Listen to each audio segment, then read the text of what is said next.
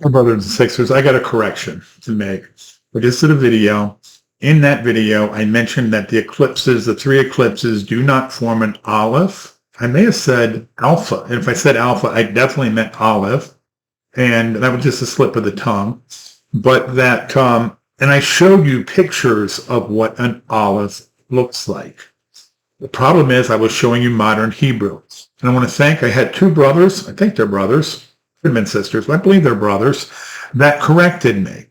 And so let me show you what exactly I'm talking about. Move this over. You can see the Aleph here, and this is what I showed, the modern Hebrew Aleph. There's a late Hebrew, a middle Hebrew, and an early Hebrew. But this middle Hebrew, I think it's paleo Hebrew would be the terminology, is what the Aleph that is formed by those eclipses over the United States. So I just wanted to apologize. I wanted to correct it and get the truth out there to you, because that's what I'm about, is truth. Trying to get correct information out to people. While I'm on this, I'm just going to take 2 minutes. Maybe, my 2 minutes could be 8. But a while back, a couple week ago, I lose track of time. I did a video about Aleph and Tav.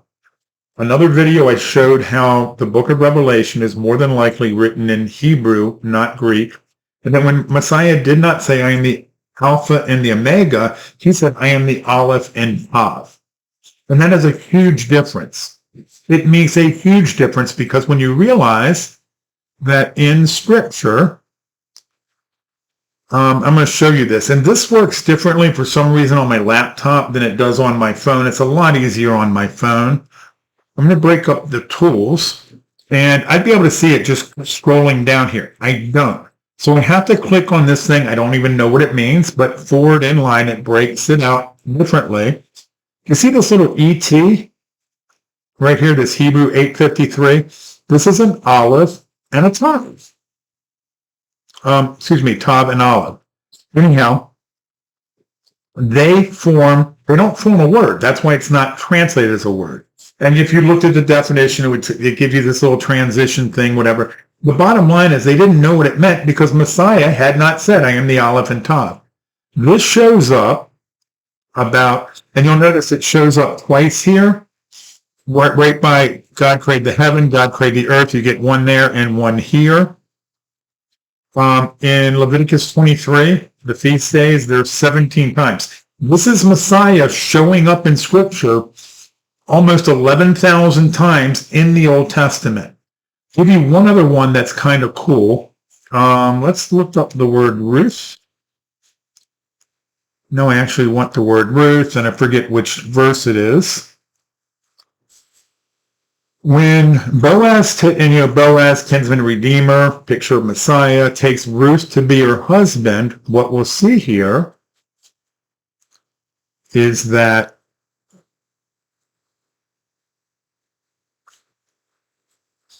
and go to this forward in line. By Ruth's name, you get the Aleph and Tav, like Messiah is with her.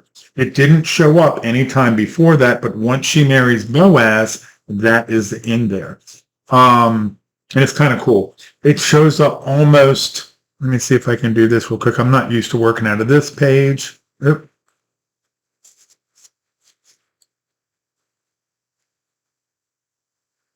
It shows up